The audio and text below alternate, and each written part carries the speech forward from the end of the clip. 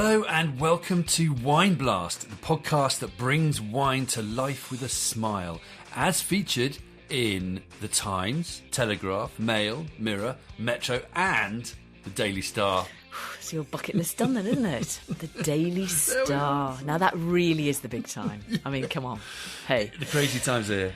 Big You time. are, of course, referring to our previous episode where Professor Tim Spector encouraged us wine lovers to drink hundreds or thousands of different grape varieties for the sake of our health. He did.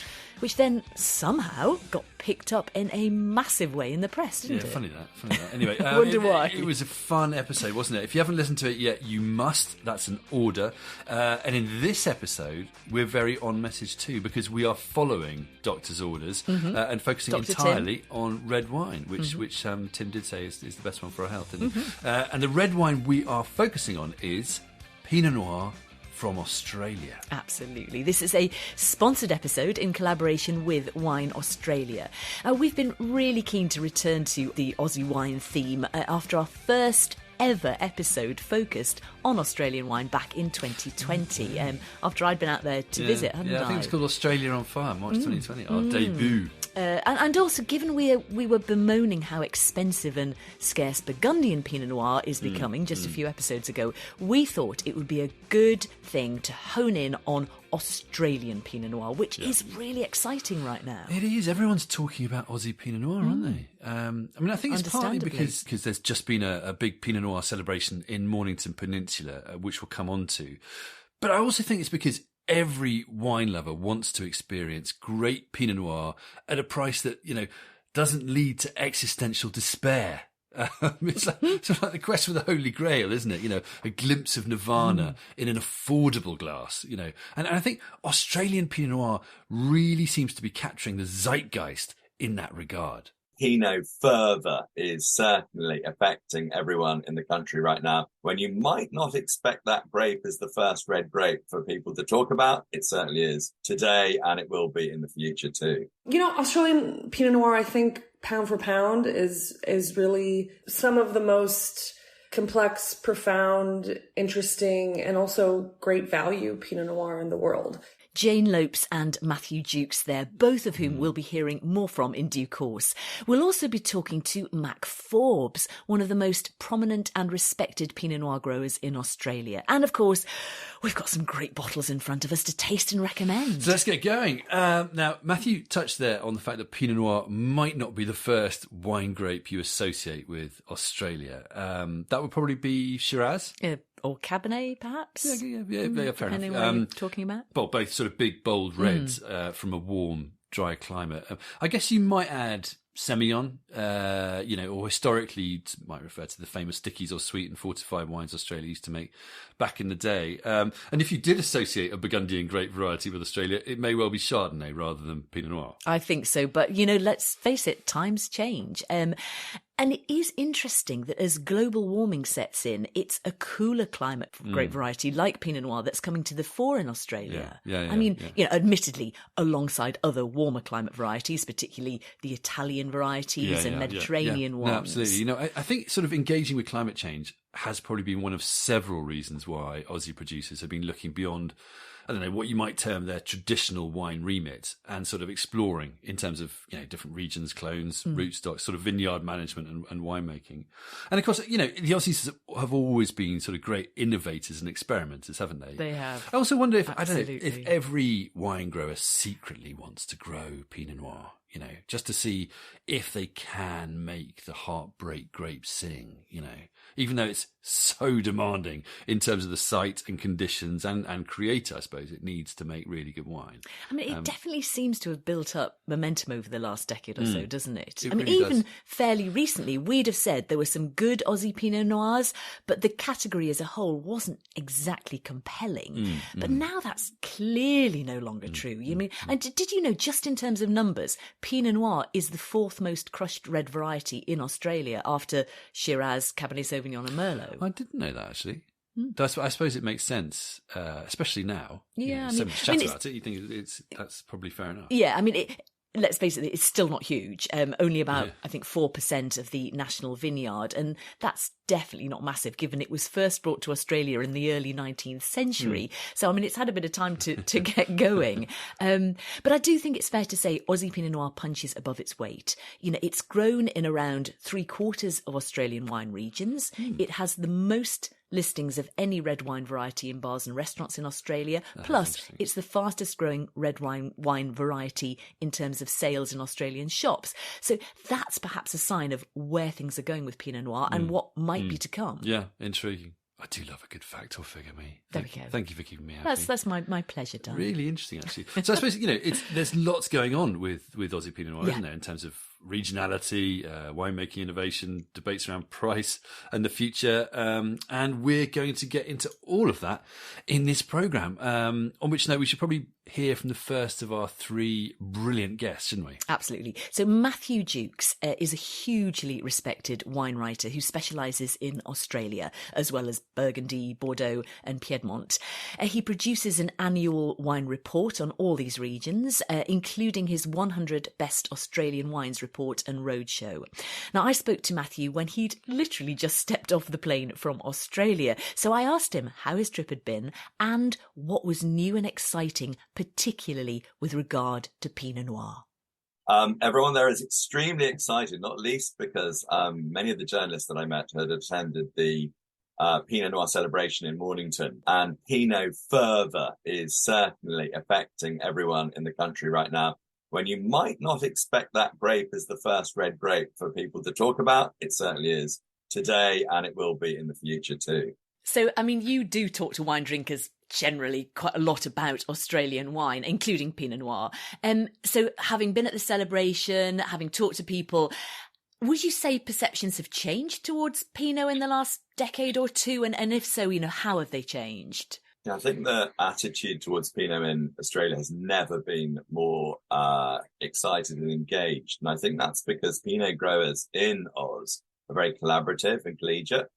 They're also some of the most forward-thinking with regard to sort of sustainability and looking after the paddocks where they've got the vines planted. But then in terms of viticulture and vinification and then style and respecting your region, sub-region, and even vineyard itself is really a big thing. So they kind of club together in a way that the Cabernet and the Shiraz people don't seem to. And I think that's probably a massive advantage when they're trying to attack the world with their products, which of course come up against other great Pinot zones around the planet. That's very interesting. Now, we're obviously talking about Australian Pinot Noir today, but you talk about Cabernet and Shiraz, and one of the things you're known for is creating the Great Australian Red Wine Competition back in 2006 with the specific aim of finding the best Cabernet Shiraz blend, which you describe, and you're probably not going to forgive me for this, but you describe as Australia's only unique and age-worthy flag bearer to stand confidently alongside the benchmark red wines of Bordeaux, Burgundy, the Rhone, Piedmont, Tuscany and California. Now, it might be a bit unfair of me to pick on that quote right now. Hopefully you'll forgive me. But I'm just wondering, as both a Burgundian and an Australian expert, how do you feel Pinot Noir really stacks up qualitatively in a global context, the Australian Pinot Noir? Yeah, it's interesting you say that. I think they sit side by side, both Pinot and the Great Australian Red blend of Cab and Shiraz, and that's simply because they do different jobs. They love being, lined up in a dinner party, Pinot coming first, obviously, and then move on to the larger reds later on. Pinot in Australia has picked up momentum and is really accelerating away from the blocks. And that's evinced by the quality of the wines, the complexity of the wines, the breadth of the offering these days, and also the fact that you can find Pinot across different regions of Australia and they have different characteristics. I think Australia is doing a really good job, albeit in a small way, of making very honest Pinot from £13 a bottle. I have a £13 Pinot in my 100 Best Australian Wines report this year, up to sky's the limit. So just looking at price for a moment, there's a few things I'd love to pick up on there, but let's look at price as you've mentioned it. You know, Burgundy is getting ever more scarce, more expensive. wine lovers are understandably having to look elsewhere for affordable Pinot and Chardonnay. Do you think, given the price of the Australian Pinots, because I know you say they sort of start at 13, but they can be pretty pricey, can Australia fill the gap? Australia literally fills the gap. There is a gap. There's a gap between the inexpensive mass-produced Pinots of the world, which, as you come in at the sort of 15 quid-ish to 20 quid-ish kind of mark, which, I mean, inexpensive at 20 quid, and that's rather a strange statement, but it's true with Pinot. And then in Burgundy, of course, one leaps up to north of 50 quid very quickly if you want to have a half-decent bottle of wine. And that's why I just don't drink them as much as I used to. And fortunately, Australia comes in at that 30 to 50 zone with a mass of great producers, up to single vineyard level as well as estate blended level. And they're really, really serious wines. They're wines that give scores to that, I reserve for kind of some of the more famous Burgundian producers. So the gap, but that's true of what Australia does anyway, with Chardonnay, Cabernet, Shiraz, with all of its grape varieties. It fills this gap just underneath the classics of Europe. So if you were talking to a consumer, what would you say is Australian Pinot's USP? And are there any specific regions within Australia that you would point people towards? So the specific Aussie USP is always value, coupled with, innate professionalism and deliciousness. And these are wines that tend to drink fairly young in their lives, like most New World warm climate Pinots tend to drink early. But the secret trick that Aussie Pinots have is that they last, they live, and they go a long way if they're given the opportunity, developing as they go, which is obviously seen as a European kind of trademark. But Australian wines have that, which is really exciting. There are wines from quite a lot of different regions. So Mornington being probably the most famous one on everyone's lips right now. So Mornington Peninsula in Victoria. Yarra Valley, of course, is a very famous region in Victoria. But then you could go to, Geelong, slightly less well known, but still very good again in Victoria. Tasmania, I mean, gosh, that's probably the coolest, literally and metaphorically, region in the world right now, or place in the world right now. And Pinot is king down there. But don't forget, South Australia, Adelaide Hills Pinot Noir. That's where I first started tasting my Aussie Pinot Noirs from, 30 years ago.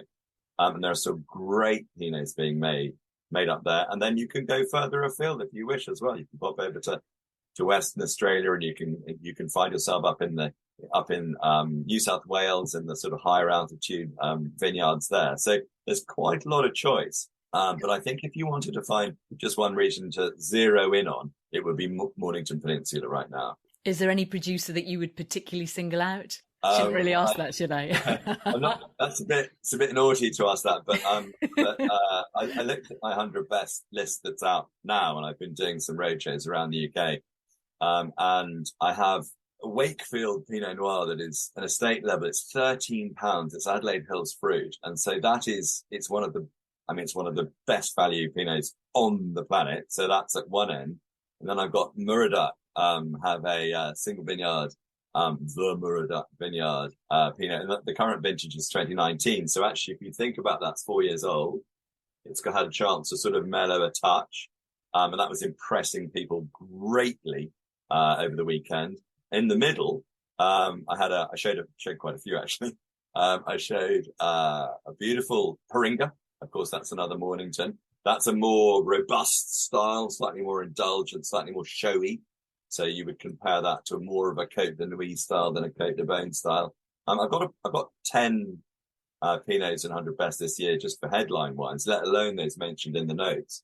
And that's the most I've ever listed. So clearly the category is growing. If you look at the stats, the number of wines that are being given big scores by other commentators is growing exponentially every year. So interest is there, but the wines are there too to back it up. Now, I was gonna give you a final question on how you see the future for Australian Pinot Noir, but I think we know. But go on. Could it become a flag bearer for Australian wines in the same way as the Cabernet Shiraz blends did, or do you think it will ultimately remain a bit of a niche, that appeals to a specific audience of drinkers? I think that where Chardonnay goes, Pinot tends to follow, and Australia already has, a remarkable Chardonnay heritage and extraordinary wines at all price points that can be compared to the greatest Chardonnays in the world, in my opinion. And Pinot will follow, not in the same volume of production, but will follow in the same footsteps with regard to style and definition and accuracy and reward. And of course, we're seeing the infancy of that right now, and it can only continue, not least because vine age is going to be a massive factor in that, and that's going to play into the Aussies' hands. But places like, for example, Tasmania, they're sort of just starting, really. And you and I have been drinking Tasmanian wines for years, but in a greater sort of scheme of things, they haven't started, and it's just going to, and the climate change is just, it can't affect Tasmania, can it? It's a tiny little island stuck in the middle of a freezing cold ocean. So one would hope that they have a very, very good head start on the rest of the world if things start to get a bit trickier out there. Matthew Jukes, thank you so much. Pleasure.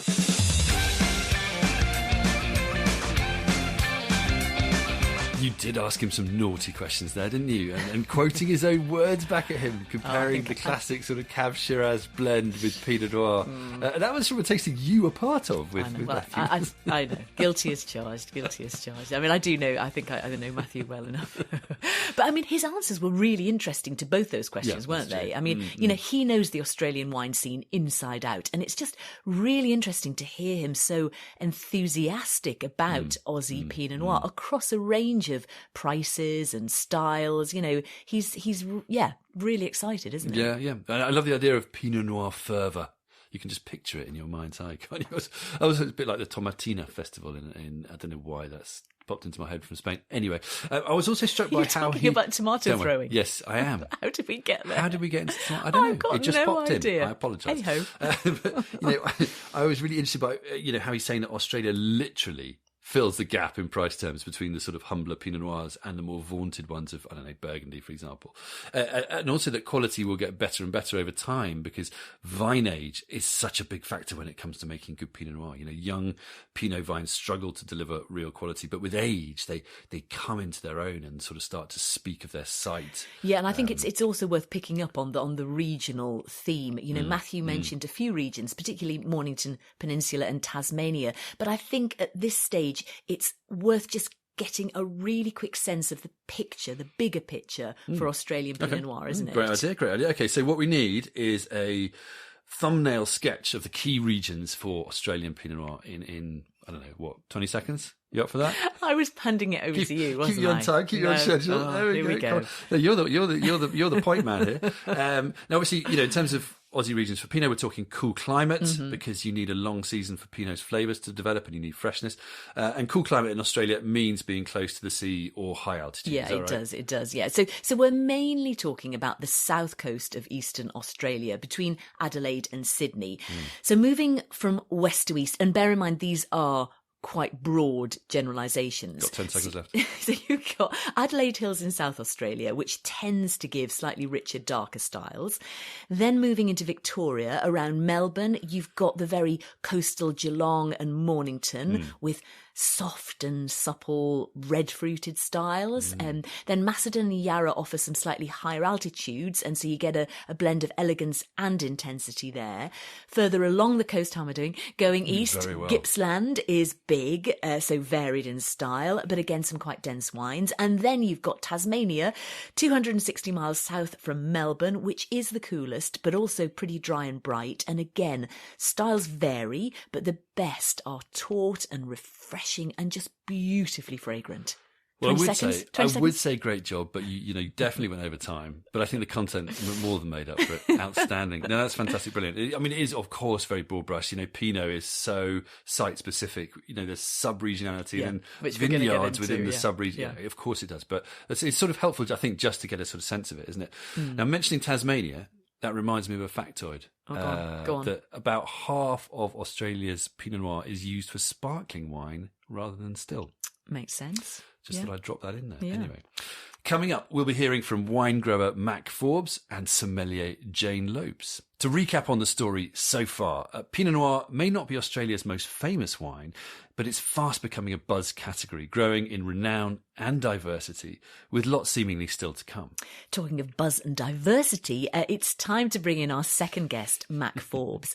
Now, Mac is based in the Yarra Valley, and he makes a range of wines, all geared around expressing a sense of place.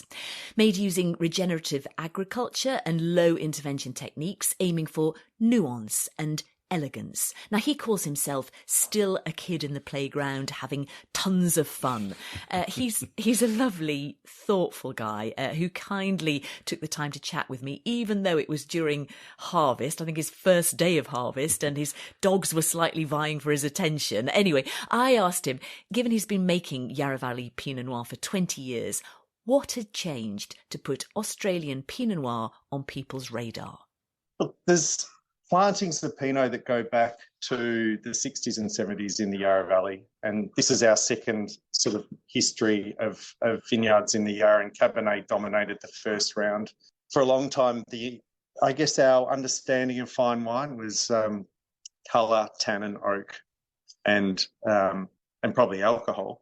So when you try to play with those elements with Pinot, you end up with some pretty ugly wines. And the first people who really, I think, understood less is more and looking at the capacity of a vine and where that balance sits, they were farming on a pretty small scale. So to change a conversation, it's obviously going to take a lot more than a handful of small producers who've got 4 hectares as their starting point. It's a much bigger challenge and undertaking, which I think if you look at the States, if you look at a lot of California and places where Pinot has slowly emerged, we've all dealt with similar challenges where insecurity and I guess our reference points were often coming from the wrong place. And just moving then to why now you feel that the momentum has been gained.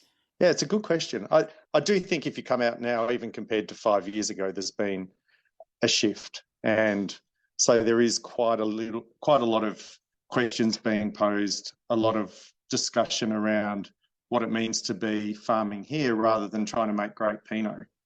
The New World in particular, I think, has done a great job of demystifying wine and attaching a grape variety to a connection with what's in the bottle, maybe at times at the expense of where it's from.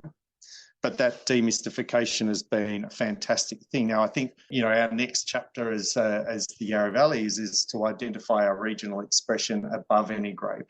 And just on that, I mean, I know you have sites right across the Yarra Valley, all producing different sub-regional styles of Pinot. Yeah, this is where it's fun, isn't it? All of a sudden, the DNA of places is starting to emerge. And the Yarra Valley I used to curse because it was so complicated. And I thought, why can't we just have one lovely aspect that runs north to south and we can just pull apart all the subtle changes? And what a great story. Well, now I'm incredibly excited that we've got volcanic soils, we've got granite, we've got huge amount of clay loams and sedimentary soils, and they all have such strong personalities as you would hope and expect. And isn't Pinot a great starting point to tease those out? We've got a range of elevations from 80 metres to 1,300 metres. We've got just this array of microclimates. Gives me a huge amount of excitement that we've still got untouched areas of the Yarra Valley that are going to have a story to tell. Dogs. The dogs are going mad. So moving on to the winemaking, Mac, how would you say that's changed and what are people focusing on right now in terms of Pinot? I mean, I'm thinking of attitudes to whole bunches, to fermentation vessels, oak regimes. I think with the shift towards a farming focus, what has happened in the cellar is just a lovely return to, I guess, old school practices. It's less technology, not more. And where technology can play a part is speeding up our learning about vineyard blocks and differences across a hill. But I see increasingly just a return to really old practices where foot stomping, a little bit of whole cluster, the desire to experiment, but not to introduce something that's from outside of the vineyard. So pulling everything back in terms of new oak, probably not picking as ripe as we used to. Most of my colleagues don't inoculate, so it's really trusting health of the vineyard, put the focus in the vineyard health, and then lean into that and actually give a bit more space once the fruit comes in. So there's a huge amount of trust, I think, if you're not going to be interfering as much. And that trust has really, I think, grown, and probably less godlike complex for us winemakers, that we're realising if everything's pretty good in the vineyard, there's far less importance to the role we do in terms of having to get in there and meddle. It's not always a good thing. Yeah, I love that sort of battle between how we analyse a wine and how we drink a wine. And they don't always fully correlate. Those great bottles that just vanish and you're like, oh my God, why didn't I stop and take more time with that? And then those great bottles that sometimes you can't finish and you're like, well, I appreciate this so much. I respect it. I can see this is great, but for some reason I'm just not diving in to drink it as rapidly as I thought I would. They're amazing, contradictions in the way we approach and engage this amazing, preservation of a grape. Now, you mentioned Nebbiolo, which is interesting. I'm saying that in the context that Pinot Noir is notoriously demanding, obviously, as a grape variety, in terms of needing the right climate. Now, given climate change is increasingly evident, even in the Yarra, what are your thoughts on future planning? Do they involve grapes like Nebbiolo? How will this play out in the next 10, 20, even 50 years? Well, this is the big question. Without doubt, this consumes more of our thinking than anything else. So we're looking at future-proofing through better farming practice. We're looking, obviously, at where do we farm. So Tasmania, southern Tasmania is obviously really interesting, and we've got a little project down there. But where you plant is obviously crucial, and then what you plant. So Nebbiolo, certainly Gamay in pockets where Pinot in the future might be considered inappropriate for it being too warm. Cabernet will never go out of fashion in my book, although Cabernet has been pulled out a fair bit here. There's a huge amount of, the Italian varieties are really, getting a strong foothold for natural, obvious reasons around Australia. Much warmer regions are looking at, Neredavelas. And I think it's a great chance to reflect on what the next chapter looks like. It's really interesting where we have been up until now, and then I think how drastically the landscape will change, really ultimately for wine drinkers as much as those in the industry, which is really exciting. And will Pinot survive? Yeah, I actually do believe so. I keep thinking we underestimate Pinot. You have to look at even, I think, the last few years in Burgundy, some of those really warmings. Now there's a shift in a number of, I guess, the style from those warm, dry years. And people will have opinions on that. But I do think that Pinot is not as fickle as people would like to suggest. And I think we've got a lot of places in Australia that we haven't yet planted grape out to grapes, and because they've been too cold and too marginal. And certainly I think Pinot will get a foothold there. Now, you mentioned Burgundy, so I have to ask, just touching on price, with Burgundy, becoming almost unaffordable and so often in short supply, fans of Pinot Noir and Chardonnay are understandably looking for less expensive alternatives elsewhere in the world. Australia would seem to be ideally placed, but it's also true to say the best Australian Pinots are pretty expensive. What's the thinking there? Do you think that's a potential barrier to their kind of ongoing appeal and success? I think that us Pinot drinkers just love to celebrate, I guess, these fantastic wines from around the world. And I understand the economics of Burgundy. I understand the economics of farming grapes in the Yarra Valley and how expensive it has become. We do everything manually. We literally are hand hoeing our high density blocks. I don't want Pinot or wine in general to be considered a luxury item. I don't want sustainable farming to be a luxury item or activity. But there's no doubt that it's expensive to farm Pinot in cool climate regions where you've got high disease pressure. And so it's really, it's a bit of an awkward conversation for me at times where that sits and how do we make it accessible. I want people to, know the joys of Pinot and what it can share. So yeah, I think that's a late night conversation that throws up a lot of heated discussion. But I think it's the honesty that Pinot can convey, and you see so much of the producer and the farming behind it, not just the region. That it's so revealing. It makes it so much fun, and the disappointments are terrible. But when you get those highs and it all aligns, because you feel that person and you feel the place, and it all just sits so beautifully.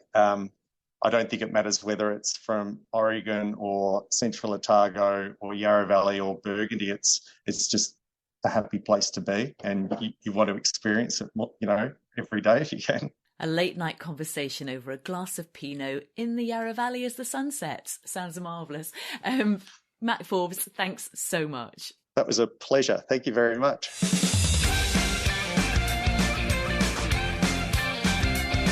So less of the God complex for winemakers, more of letting the vineyard speak its truth. That's, it's really exciting to hear, isn't it? But, I suppose thinking that through, it may also lead to quite a complex picture of what Australian Pinot Noir actually is and will become if all these sub-regions and single vineyards start making really unique wines in their own right. I mean, that is the beauty of Pinot Noir, isn't it? I mean, just look at Burgundy or Germany, coastal California, Oregon. Yeah.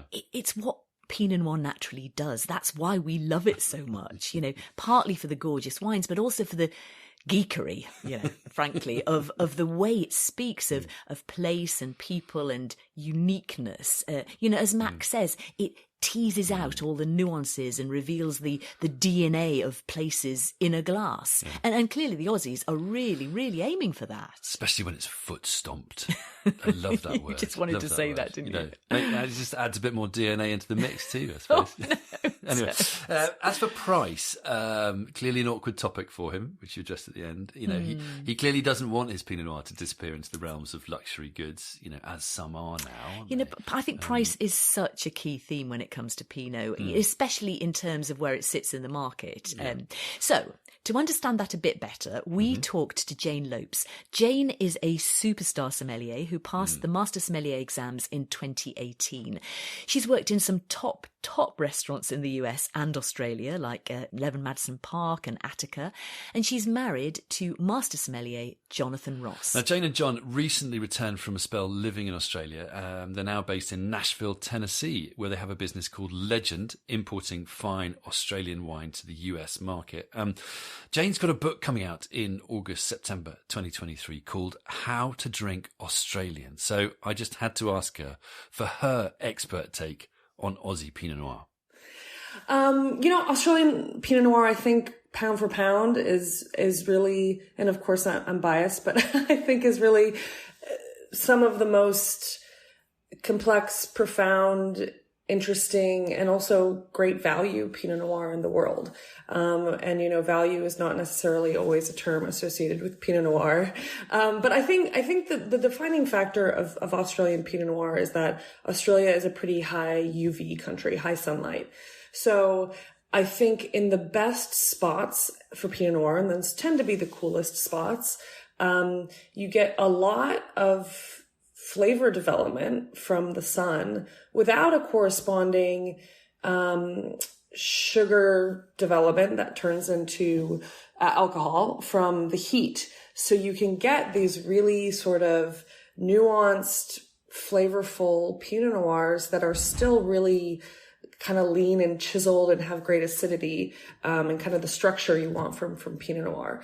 So, but I do think the line there is Pinot Noirs coming out of Australia. I think if Australia has a fault for Pinot Noir, they can get a little bit confected. I think that high UV can sometimes create not necessarily like jammy or overripe sensations, but kind of like candied flavors. But, I think that can also be pleasant too. But I think the best Pinot Noirs, and, I don't want to leave out a region, but, I think Tasmania, Macedon Ranges, Gippsland, Adelaide Hills, would be sort of at the top of my list. But then, of course, you get really amazing Pinot Noir from Geelong and Yarra Valley and Beechworth and, and places we don't talk about too often, like Pemberton, parts of Great Southern, stuff like that. So, I think as much as wine professionals and wine enthusiasts get really geeky about regionality for Pinot Noir, comparing this premier cru of Burgundy to the neighboring one, Australia offers all of that and more, that like there are all these really distinct regions for Pinot Noir that offer totally unique styles from one another. Now, Jen, you're a very successful sommelier, and you now also import Australian wine into the US.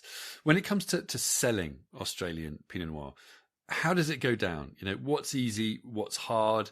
How is it perceived at the American table, if we can say that, and also perhaps in Australia itself, because I know you worked there too, haven't you? Yeah, I mean, I think Australians really drink and love Australian Pinot Noir. I think sometimes there's not enough appreciation for what's in your own backyard, right? Where it's always kind of like, especially wine professionals in Australia get really geeky about Burgundy and kind of hold that up as the motherland for Pinot Noir, which of course it is. But I think sometimes it's not always people are realizing like the true world-class quality of Australian Pinot Noir in Australia. And certainly that's the case in the US as well, right? Where the US has a lot of work to do to really recognize Australia as a producer of premium wine, period.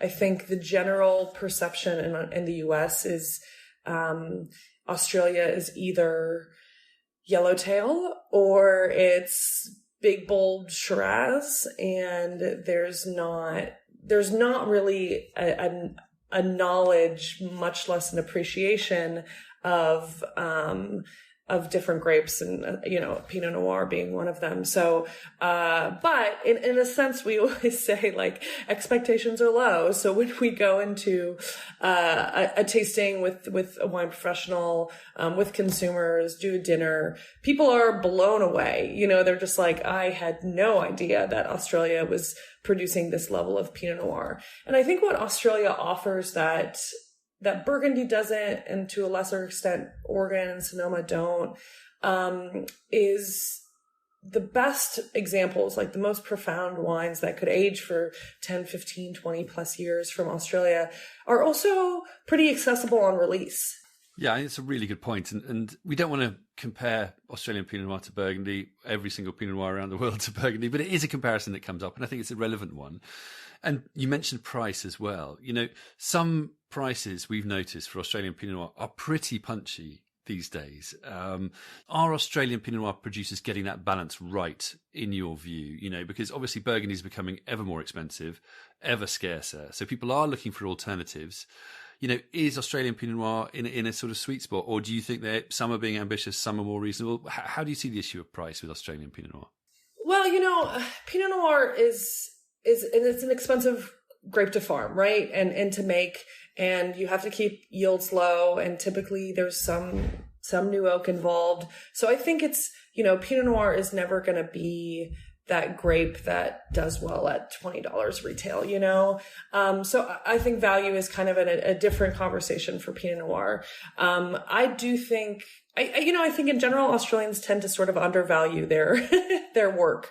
So I think what we found for the most part, and there are exceptions, but for the most part, Australian producers are kind of charging the minimum that they really have to for their wines. And so I do think Australian Pinot Noir as a whole tends to present a very good value. That doesn't mean it's dirt cheap. But I do think if you kind of compare it to comparably priced Burgundy, Sonoma, Oregon, kind of, these other major Pinot Noir regions of the world, I do think though the Australian wines tend to kind of quality for money come out on top. How do you see the future of Australian Pinot Noir, Jane? Is it going to fizzle out, or is it going to get really big like Shiraz or Cabernet, or is it going to remain a unique sort of intriguing niche that just keeps getting better and more diverse? I hope, and I think that definitely the possibility is there that it becomes more of a major calling card for Australia. I think certainly climate change is going to be a factor, but I do think Australians overall are really tapped into climate change and aware of what it's kind of doing to their vineyards and sites. And a lot of people are, replanting or changing orientation or thinking differently about canopy management. And so I think, and as I said, kind of in the Macedon Ranges context, and I think this is true of a lot of regions, there are cooler climates. There are still cooler places that haven't been planted that have been sort of thought of as too cold, and, maybe in 20 years won't be too cold anymore.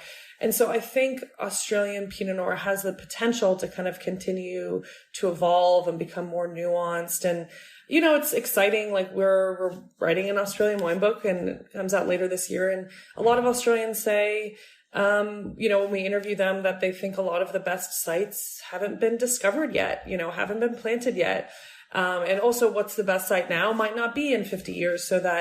But there is this real palpable sense of exploration and excitement in Australia right now. And I think centering around Pinot Noir, absolutely, that people are really committed to kind of continuing to evolve to get it right. And I think in a sense, Australia has this freedom because it's not Burgundy, right? We haven't already carved out the Grand Crus and the Premier Crus where people can be really, there's a dexterity, there's a flexibility where Australians will continue to do what they need to do to find kind of the best sites and styles for making great Pinot Noir. So the future is bright.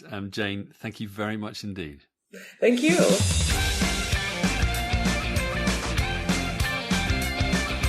So, did you know that the US is by far the biggest export market for Aussie Pinot Noir? Double the size of the next biggest, which is the UK. So it's a really important market. I mean, Jane is obviously doing good work there. Yeah, absolutely. Quite clearly. UK, US, interesting. She actually said after the interview finished that it's hard work selling fine new wave Australian wine in the US, but Pinot Noir as a variety is really helping them to change those perceptions, because it's closer to Burgundy in style than California or Oregon in her view. And anyway, Pinot from all these other regions is getting ever pricier. So, Aussie Pinot Noir can come in at an accessible price and in an accessible sort of early drinking style, as she said. So that was really interesting to hear. Yeah, and I think it's fascinating to get that sommelier perspective, isn't it? But Jane's brilliant, so do go and buy her book when it's out. Also interesting to hear that she's a fan of Tasmanian Pinot Noir like us. She is such good taste. So we should definitely move swiftly onto our quickfire tasting and tips, shouldn't we? Now, when you were out in Australia, you loved Tasmania, didn't you? I did. I did. For many reasons. Truffle honey, maybe one. Truffle. But one was also their Pinot Noir, wasn't it? Definitely their Pinot Noir. Yeah. So I think we should start with a wine you love, probably even more than me. I could never say that, but if you insist, I probably do. This wine, I'm going to say it straight away. Every single vintage I taste of it, I love. And this is it's Tolpuddle. Tolpuddle Pinot Noir, 2021, this particular vintage that we've got here from the Coal River Valley in Tasmania. And it is a thing of sheer beauty. I'll try and describe it. It's intensely complex when it comes to its aromatics. They go way beyond just dark berry fruit. It's leafy. There's some gunflint there. It's incredibly nuanced and just so inviting. And then when you get this wine in your mouth, I'm going to just take a quick mouthful, can I? No, you've been drinking it, before, and you're going to carry on. I just had to remind myself. You've got layers and layers of fruit. There's notes of ginger. There's a bit of sort of cumin spice. There's forest floor. The texture's silky. It's seductive. It's long. Everything you want from a great Pinot. It is made to drink, not really to taste. And made to buy too. It's pretty pricey. It's about 68 quid in the UK. But in the context of fine global Pinot Noir, I think it's a standout, isn't it? Yeah. I mean, I think when we were tasting this one before, earlier, you said, why fart around with Burgundy when you can buy this? Well, Can I quote you on that? I was a bit carried away, wasn't it? But no, I mean, it's a real thoroughbred, isn't it? If you were going to compare it with Burgundy, you'd put it in the sort of Maurice Saint-Denis Von Romani category, wouldn't you? It's a wine you just want to kind of ferret around in and probably just take a bath in, frankly. It's no, I wouldn't waste stunning. it on that, blimey. No, maybe not. But no, every single vintage, as I say, I've tasted amazing. Anyway, moving on, but keeping very classy. We also love and have loved for a long time the the Giant Steps Applejack Vineyard Pinot Noir 21 from the Yarra Valley. Now, this is seriously cultured Pinot Noir. It's still very young, this vintage. It's light, it's elegant, incredibly elegant, but also really stylish, really complex, just beautiful, isn't it? Yeah, it's sort of, you smell it's like autumnal wood smoke, isn't it? It's sort of red fruits, herbal notes. I mean, it's sort of reticent, but with a real energy and elegant texture. It sort of lingers beautifully on the palate with tense acid and tannin, but still understated. It's just, I don't know why I said, it's got a real kind of Grand Cru feel. It's self-assured. It doesn't have to shout. It's almost sort of crystalline, like great cheddar, on the palate. You get that sort of crunchiness that's not necessarily crunchy itself. It's definitely young. We've been drinking the 2018 Applejack and 2017 Wombat Creek, haven't we? Which is so both complex from Giant Steps and elegant from the same producer. And they just managed that unique Pinot Noir balancing act of being very light and ethereal, but actually really intense and perfumed too. Yeah, so that one's £42. Moving on to a couple of slightly less expensive options from the Adelaide Hills. First up, we have got JC's own Pinot Noir 2020 Morialty Vineyard. This is £27 at Venorium. It's a luscious style, sort of plusher, more ripe. I find this quite hedonistic, the hedonistic end of Pinot Noir. But, it's fun. It's got a bit of that gamey Pinot character. It slips down very easily. I made notes and said it's a bit like ripe Nuit Saint-Georges on speed. Yeah, we shouldn't keep comparing it to Burgundy, should we really? But it's just to give it a context. But it's really fun, that one, isn't it? So different in style as one I've got here. It's the Heirloom Vineyards Pinot Noir 2021. That's $19.99. Also from the Adelaide Hills. Now, this one definitely has some classic sort of Aussie minty eucalypt notes, but they're not overdone, and they sort of tie in with the leafy and dark berry scents, and then just a really juicy sort of bittersweet cherry palate profile. Lots of bang for your buck there. I think it's like the JC. Well, no, it's not like the JC. Like the JC, it's sort of more new world style. Yeah. But it's elegant in that context, good restaurant wine. It is the kind of, if you got this in a restaurant, you'd be really happy, wouldn't you? Now, one final recommendation is the Ben Haynes Steels Creek Pinot Noir 2021 from the Yarra Valley. It's only 11.5% alcohol. It's £24, and this is the other end of the spectrum. It's very pale, very elegant, and it's got that slightly natural style feel to it and complexity. A bit of, grippy, chalky tannins, bit of attitude to it. Great with something like a plate of, cold meats. Maybe not the most cultured or intense, but I'd say smashable, fun, looks good. Yeah, it does look good. Our daughter said it's the one she'd want to drink just from the label. Yeah, it's very cool. It's very cool. I think it's worth, to conclude, it's worth emphasising just how different in style all these wines are, aren't they? We tasted quite a few Australian Pinot Noirs this episode, and one of the most exciting things is the variety of styles out there now. I guess partly a result of terroir expression, but also because of, how people are making and growing them in very individual ways. It's utterly fascinating and certainly not boring, and bodes very well for the future. So are we concluding by saying there is no such thing as Australian Pinot Noir? Maybe. That would be a bit meta, wouldn't it? So I won't go that far. Anyway, we'll be practical and say you can find all these wines on the show notes and more on our website, including a very cool one that comes in a can. Indeed. By way of summary, Australian Pinot Noir is coming of age and well worth exploring. Climate change, increasing vine age, and ongoing experimentation will make this an ever-changing picture. But regions like Tasmania and Yarra are already proving that Aussie Pinot Noir has a very bright future. So that's it for this episode. Thanks to Wine Australia and also to our wonderful guests, Jane Lopes, Mac Forbes and Matthew Jukes. And of course, thanks to you for listening. Until next time, cheers.